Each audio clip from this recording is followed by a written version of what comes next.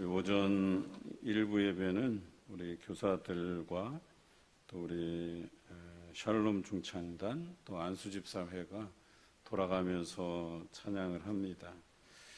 숫자적인 면에서는 좀 미약하긴 하지만 이른 아침에 또 하나님께 그 열심을 가지고 찬양하는 모습이 아름답습니다. 제가 기도하는 제목이 있는데요. 우리 일부 예배도 찬양대가 조직이 돼서 정식으로 섰으면 좋겠다 하는 생각을 늘 가지면서 기도하고 있습니다. 교회의 본질적 사명이 무엇이냐고 묻는다면 우리는 자신 있게 선교라고 대답할 수 있습니다. 교회가 선교적 기능을 상실해 버리면 교회로서의 역할을 다하지 못하는 것을 의미합니다.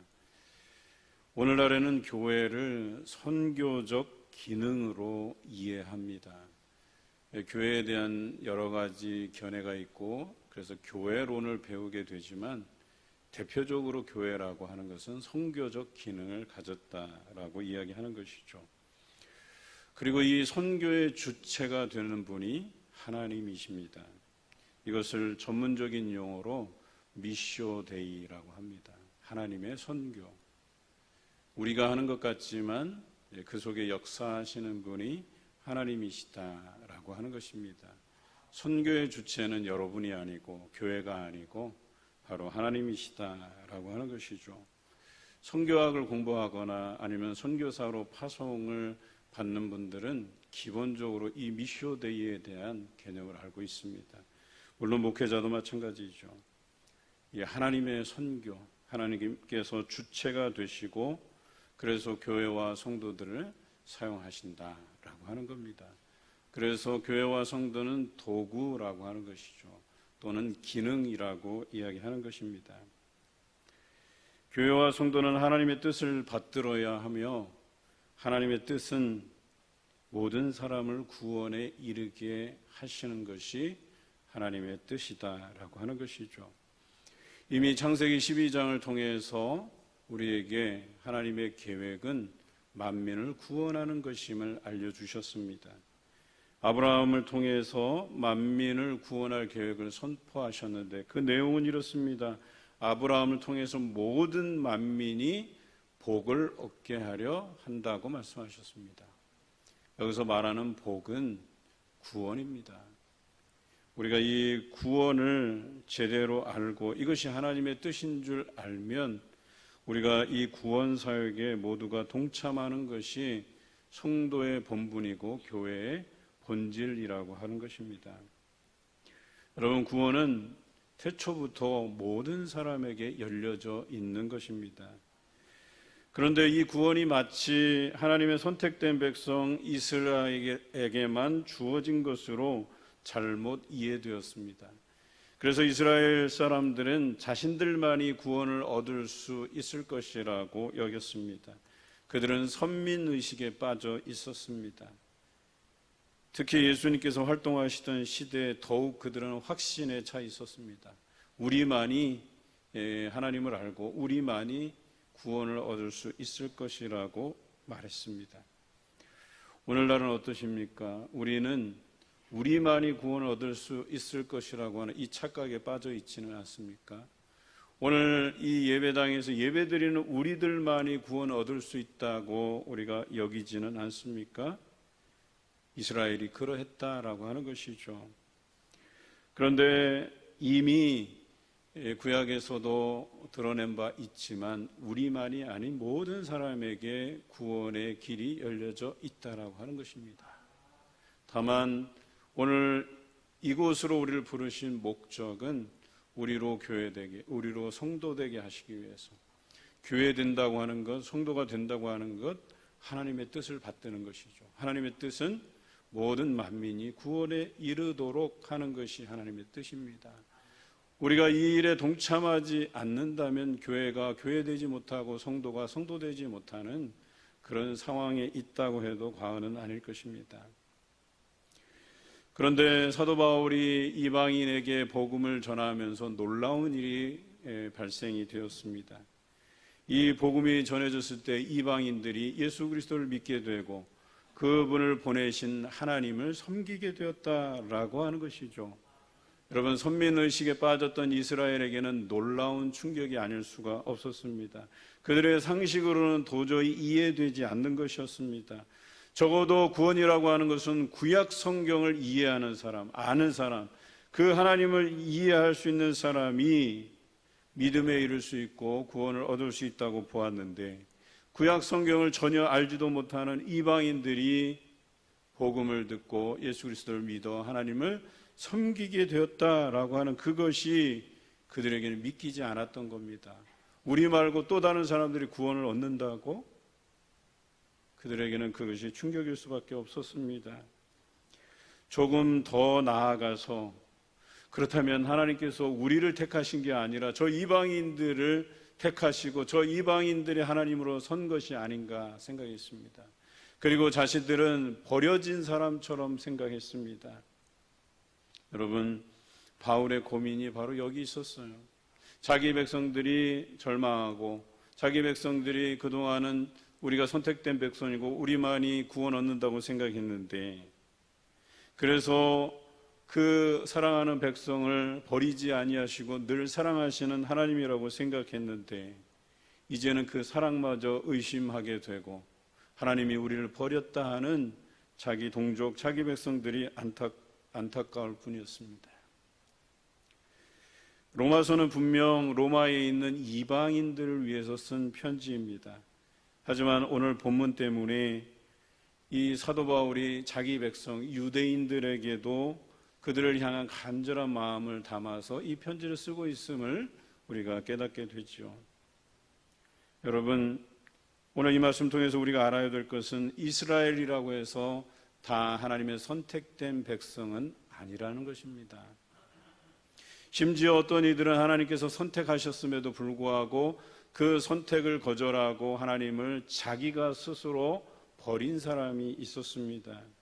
하지만 여전히 그 안에서 하나님을 믿고 섬기고 자신이 선택된 백성임을 소중한 가치로 여기고 살아가는 사람들도 있었다는 것이죠. 그래서 오늘 본문은 그 남은 사람들, 여전히 그들이 하나님을 버리지 않고 또 하나님께서는 우리를 버리지 않는다고 생각하는, 하나님을 섬기고 믿는 그 사람들을 이야기하고 있어요. 그런데요, 상당수는 하나님에 대한 신뢰를 버리고 또 우리를 위해 보내주신 그 메시아이신 예수 그리스도를 믿지 않아서 스스로 하나님을 떠나버렸다라고 하는 사실입니다. 그러나 사도 바울은 이야기합니다. 하나님을 신뢰하기에 보내주신 그 예수님을 믿는 사람들이 결과적으로 구원에 이른다고 강조하고 있습니다. 또 먼저 믿고 알았던 자기 백성들, 그 유대인들, 하나님을 스스로 버리지 아니한 그 믿는 자들을 하나님께서 버리는 분이 아니시다라고 하는 것을 명확히 하고 있습니다. 여러분, 하나님을 버리는 것은 우리지 하나님이 우리를 버리시는 일은 없습니다. 우리 스스로가 하나님을 버리고 우리 스스로가 떠나는 것이죠. 여러분, 한번 생각해 보십시오. 여러분이 열정이 식어졌다고 해서 우리 하나님께서 여러분을 일꾼 아니라고 밀어내신 적이 있으십니까? 아니지 않습니까? 우리가 오히려 믿음이 식어지고 열정이 식어지고 내가 뭐하러 이런 시간과 열정과 물질들을 낭비하면서 이런 헌신들을 하나님께 드려갈까? 이런 회의감에 빠져서 오히려 내가 하나님을 멀리하지 하나님께서 결코 우리를 멀리하신 일이 없다라고 하는 것입니다. 사도 바울은 이런 사실을 엘리야 시대의 예를 들고 있습니다. 여러분, 엘리야는 갈멜산에서 그 바알을 섬기는 자들, 또 아세라를 섬기는 자들과 힘써 싸웠죠. 그리고 그곳에서 하나님의 살아계심을 증거했더니입니다. 그런데요, 그는 자기가 혼자 싸운다고 생각했어요. 다른 사람이 다 하나님께로부터 돌아서고 이제는 하나님을 저버리고 바알과 아세라를 섬긴다고 생각했어요. 이 땅에서 풍요로움을 상징하는 바알, 이 땅에서 다산을 상징하는 아세라를 섬긴다고 생각했어요. 그리고 이제는 그들이 이제 하나밖에 남지 않은 내 목숨마저 거두어 가려고 한다고 하나님께 고백했어요. 그런데 놀라운 일이 일어나죠. 하나님께서 응답하시죠. 너만 남은 게 아니고 너를 위해서 남겨둔 자 7,000명이 있다고 이야기합니다. 이것이 하나님께서 이 시대에 남겨둔 일꾼이라고 하는 사람들이에요. 여러분, 우리가 교회에서 생활하면서 꼭 나만 열심을 내는 것 같고 나만 열정을 가지고 하는 것 같죠. 그렇지 않아요. 여러분, 군데군데 돌아보면 그 열정들을 다 아는 사람들의 손길이 다 있어요. 우리 어제 8시부터 모여서 교회 정비를 좀 했어요. 화단도 좀 가꾸고. 그런데 우리 원로 장로님이신 우리 오정식 장로님, 항암 투병 하시면서도 나오셔서 그 나무까지 잘라내고 나르고 그러시더라고요. 그래서 제가 그랬어요. 장로님, 왜 그러시냐고, 좀 쉬시지. 안 나오셔도 되는데. 자기가 맡은 구역이 있어서 나온다는 거예요. 그래서 거기 내가 이렇게 청소하겠다고. 여러분, 저는 우리의 육신, 우리의 어떤 개인적인 환경, 이것이 우리의 헌신을 막을 수 있다고 보지 않습니다. 하나님께서 남겨둔 일꾼들은 오늘 이 엘리야 시대에 하나님을 잘못 섬기다가 목숨이 달아날 수 있는 지경에서도 그들을 대적해서 용감히 싸우고 용감히 믿고 용감히 남은 자들이라고 이야기하는 거예요. 하나님께서는 이러한 남은 자들을 구원하시고 남은 자들을 통해서 하나님의 일들을 감당케 하신다라고 하는 것을 잊지 마시기 바랍니다. 7,000명이나 있다고 말씀하세요.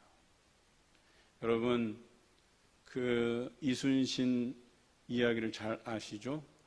나에게 남은 배가 몇 척이나 더 있다고요? 예, 그 몇 척 안 되는 배를 가지고 아직은 자기에게 남은 배가 있다는 거예요.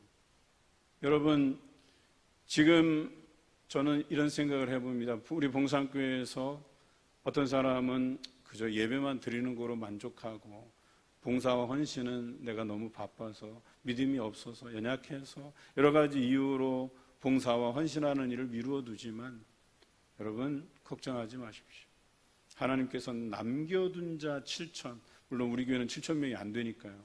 남겨둔 자들을 통해서 하나님의 일들을 감당케 하십니다. 오늘 이 말씀이 마무리 지어질 때쯤이면 거기에 대한 해답이 나올 텐데요. 결론적으로 그 사람들의 열심을 통해서 열심 내지 않는 사람들이 식이 나게 하신다라고 했어요. 여러분, 후회하지 마세요. 나중에 교회가 성장하고 으쌰으쌰 잘 돼가는 분위기에서 그제서야 와서 숟가락 얹으려고, 여러분, 그거 민망하지 않습니까? 교회가 어려울 때 하나님께서 남겨두신 참된 일꾼들을 통해서 역사하시는 법이에요.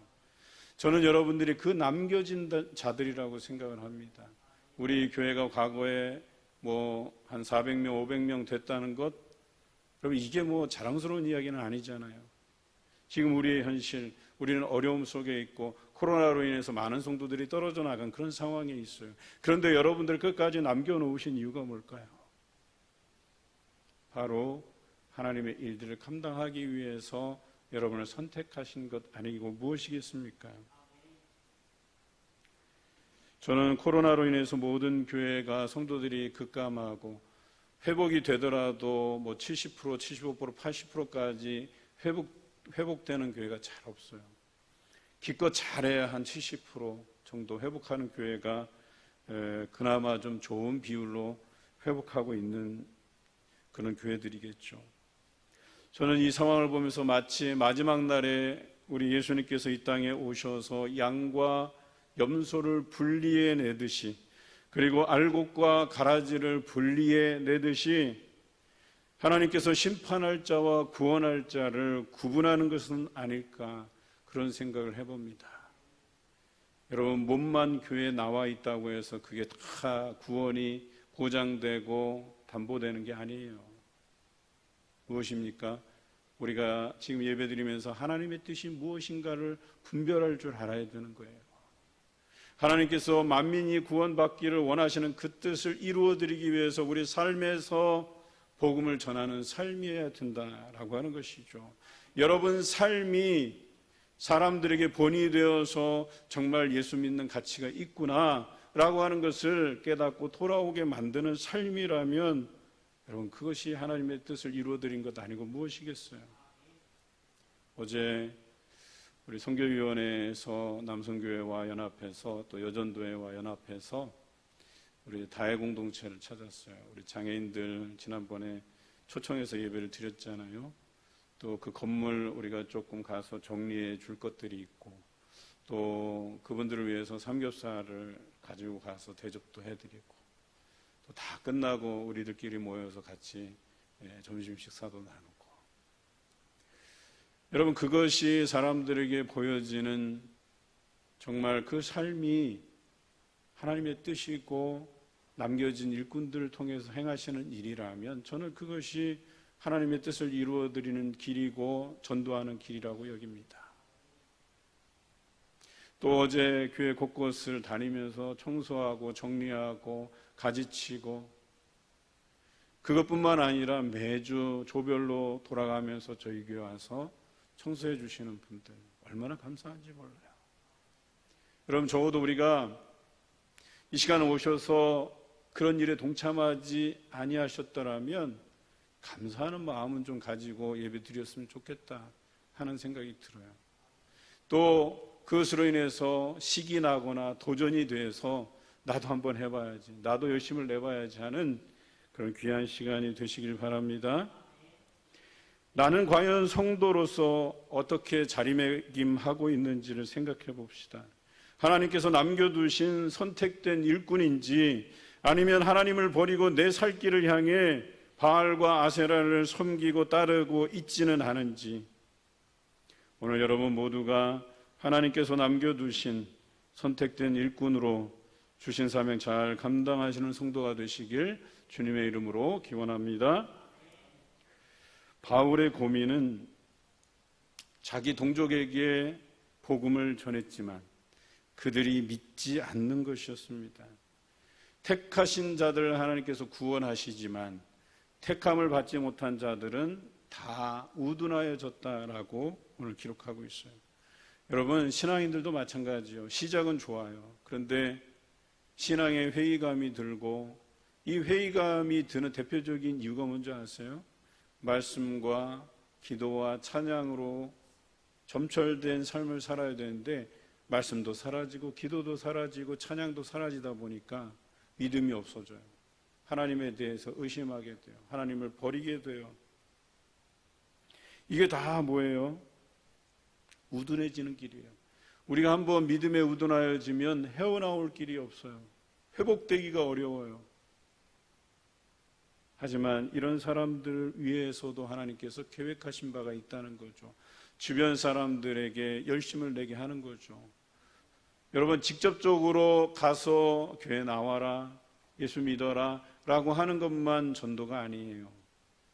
우리의 열심을 통해서 잘 믿는 것에 대해서 잘 생활하는 것들에 대해서 사람들에게 도전이 되고 식이 나게 하면 그래서 그들이 예수 믿게 되고 다시 그 믿음과 열정들을 회복하게 된다면 여러분 이것도 하나님의 계획이고 전도 아니고 무엇이겠습니까? 오늘 성경에 이렇게 나와 있습니다. 이 하나님을 버리고 떠난 자들을 하나님께서 버리시지 않았다는 거예요. 이방인들의 그 열심을 통해서 이 이스라엘 사람들에게 유대인들에게 식이 나게 하시기 위한 하나님의 계획이 있으시다는 거예요. 그들이 이방인의 그 구원함을 보고 자신들보다 더 열심을 내는 모습들을 보고 떠났던 유대인들의 마음에 시기함이 생겨나는 거예요. 나도 저 이방인들이 받는 그 사랑을, 그 하나님의 사랑을 나도 받고 싶다. 그 옛사랑을 나도 회복하고 싶다. 그래서 그 마음에 식이 나게 해서 도전이 되게 해서 그 하나님을 버리고 떠났던 유대인들이 다시 하나님께로 돌아오게 만드는 그런 계획이 그들에게 있다라고 하는 것이죠. 누구에게요? 남겨진 자들을 통해서. 여러분, 바울이 이 사실을 알고 나서야 마음의 위로를 얻었습니다. 결론적으로 하나님께서는 자기 백성을 버리지 아니하시고 끝까지 그들이 돌아오기를 기다리고 계시는 분이심을 알았다는 거예요. 이것이 유대인과 이방인에게 차별이 없는 사랑입니다. 이것이 자기 백성을 향한 하나님의 끝없는 사랑입니다. 유대인과 이방인들이 합력하여 선을 이루어가게 하시려는 하나님의 놀라운 뜻이 여기에 담겨져 있습니다. 저는 교회에서 선의의 경쟁이 필요하다고 봐요. 누군가가 열심을 내고 어느 구역이 열심을 내고 어느 리더가 열심을 내고 그래야 다른 사람이 따라오고 또 도전이 되고 시기나는 마음이 생기는 것 아니겠어요? 나의 열심이 너의 열심이 되고 너의 열심이 나의 열심이 되어야 되는 것 아니겠어요? 그런데 너도 게으르니까 나도 게을러야지. 여러분, 이거 제일 안 좋은 모습이지 않습니까? 여러분, 단체 대화방에서 대화를 나누어 보신 적이 있으시죠? 여러 사람이 모여서 대화를 나눠요. 그런데 그 단체 대화방에 장이 있을 거예요. 리더가 있잖아요. 그 리더가 글을 올려요. 몇 월 며칠 날 교회에서 기도회가 있습니다.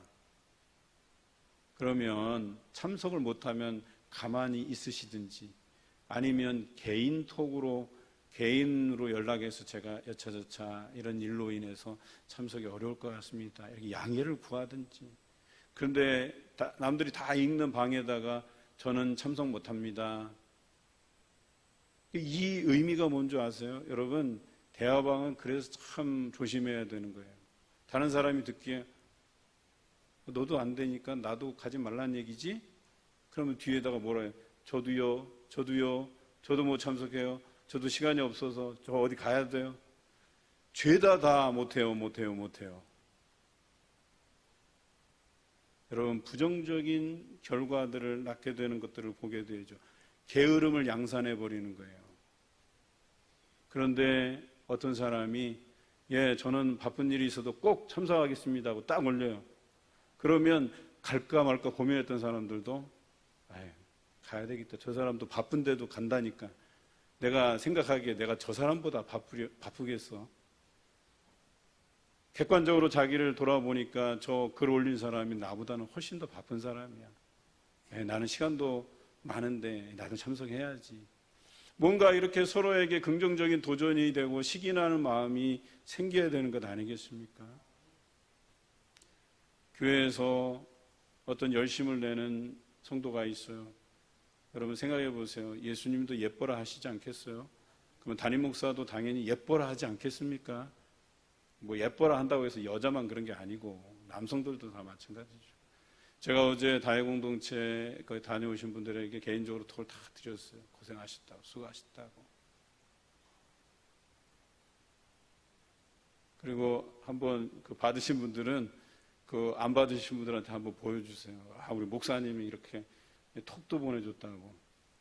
그러면 여러분들 그 톡을 보고 우리 목사님은 편해야 한다고. 이렇게 생각하는 사람이 있는가 하면 어떤 사람은 나도 목사님한테 저런 톡이라도 한 통화 받아봐야지 하고 나도 열심히 좀 참여해봐야지. 이건 완전히 다른 문제예요. 제가 나가시면서 어떤 분 주중에 너무나도 힘든 문제가 있고 육신도 너무 아파서 잠깐 시간 내서 기도해 주잖아요.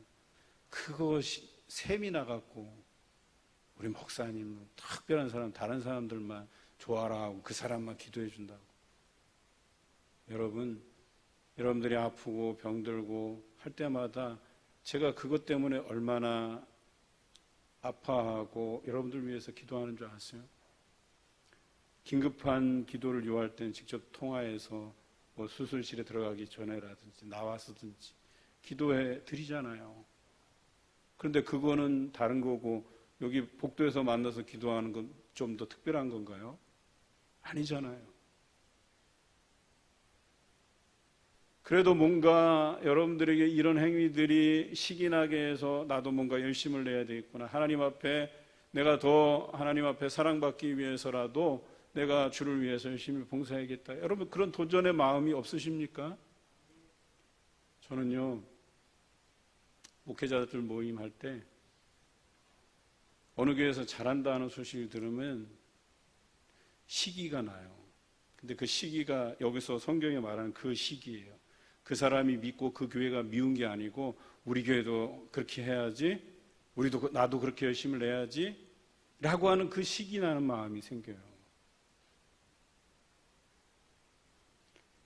오늘 하나님의 뜻이 여기에 있어요. 누군가의 열심을 통해서 하나님께서 선택하신 그 일꾼들을 통해서 많은 성도들이 시기나게 해서 더 하나님을 잘 섬기도록 만든다라고 하는 거예요. 그래서 제가 가끔씩 자주는 아니어도 설교를 통해서 누군가를 언급해 드리는 거예요. 그런 열심을 내보자고. 적극적인 의미에서 하나님께서는 절대 포기하지 않는 분입니다. 다시 우리를 회복시키기 위해서 그 어떤 일도 마다하지 않고 하시는 분이 하나님이십니다. 사도 바울은 누구보다 이 사실을 더 잘 알았던 사람이에요. 그가 예수 그리스도를 믿는 사람들을 핍박하고 잡아 가두고 죽이는 일에 몰두할 때 하나님께서는 사도 바울을 포기하지 않으셨어요. 예수 그리스도를 통해서 만나주시고 그를 회심시켜 다시 하나님의 귀한 전도자로 세움받게 하셨다라고 하는 사실을 잊지 마시기 바라요. 여러분, 예수 믿는 사람 핍박하고 가두고 잡아가둔다면 갈 때까지 간 것 아닙니까? 포기해도 될 만한 상황 아닙니까? 그럼에도 불구하고 우리 하나님께서는 포기하지 않으셨어요. 예수 그리스도를 통해서 사도 바울을 회심시켰어요. 다시 하나님의 사람으로 회복시켰다라고 하는 것이죠. 제대로 된 방향으로 갈 수 있도록 바로잡아 주셨다라고 하는 것입니다.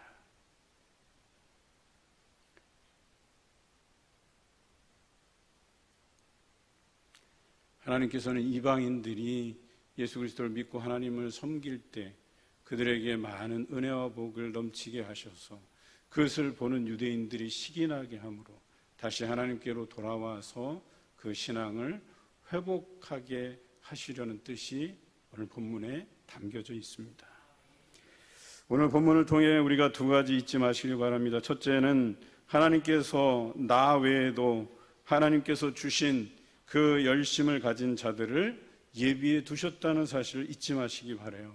그래서 여러분들이 결심한 거 포기하지 말라는 것입니다.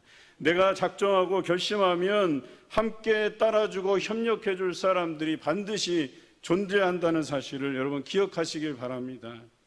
사탄이 주는 생각은 어떠합니까? 나 외에 다른 모든 사람들이 다른 생각을 한다고 여기게 만듭니다. 나만 남았다고 생각하게 만들어요. 그러니까 너도 포기하라는 거예요. 왜 다른 사람들이 다 안 하는 것을 너 혼자 하려고 드느냐고 이렇게 우리를 낙심시키는 거죠. 그런데 아무도 참석하지 않을 것이라고, 아무도 봉사하고 헌신하지 않을 것이라고 하는 그곳에 사람들이 참석하고 봉사와 헌신의 손길들이 끊이지 않는다는 사실을 여러분들 기억하시기 바라요. 그런데 사단은 참여할 사람이 없을 거라고, 봉사하는 사람 없을 거라고, 헌신하는 사람 없을 거라고, 너도 하지 말라고 이렇게 우리에게 유혹합니다. 그러나 하나님께서 주시는 생각은 내가 참석하고 내가 봉사하고 내가 헌신하기로 작정하면 망설이던 사람들도 돌아서게 하고, 심지어 드러내놓지는 않았지만 하나님께서 남겨둔 일꾼들을 보내주셔서 그 일에 함께 참여하게 할 것이란 그 믿음을 가지시길 바랍니다. 둘째는 이 일로 회복을 경험하게 하신다라고 하는 것입니다. 내가 과거에 열심히 있었어요. 그런데 여러 가지 이유로 포기해버린 그 사람들, 그런데 하나님께서는 그 사람들을 포기하지 않으셨어요. 그 사람들 다시 회복시켜서 하나님의 일에 동참하게 하실 것이라는 그 믿음을 가지시길 바랍니다.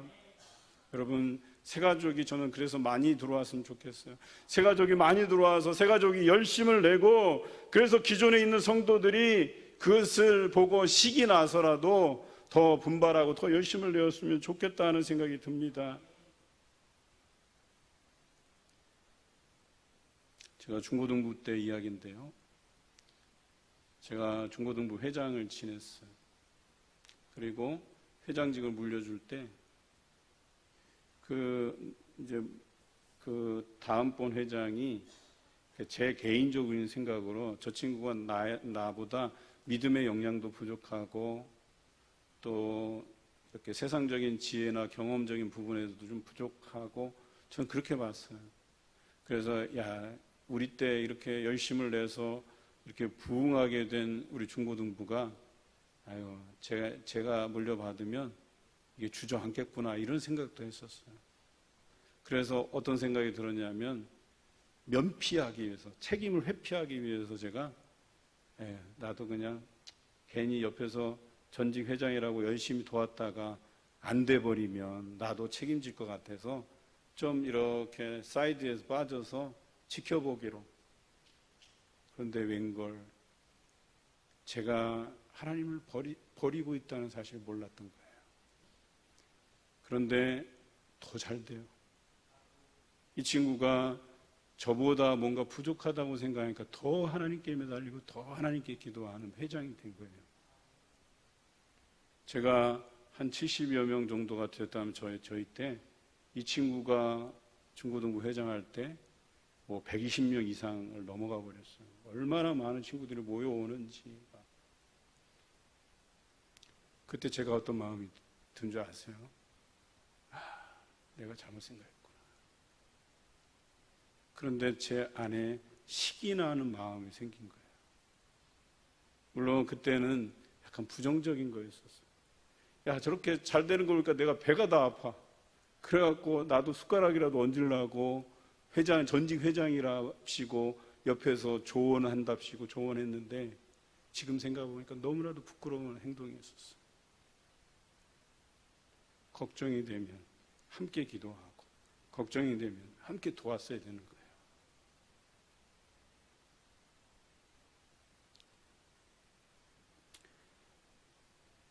여러분, 유대인이든 이방인이든 기존의 성도이든 새가족이든 먼저 믿었든 나중 믿었든 우리는 다 합력하여 하나님의 뜻을 이루어드리는 성도임을 잊지 마시기 바랍니다. 하나님의 이 구원과 회복이 우리 모든 성도 가운데 경험되시길 주님의 이름으로 기원합니다.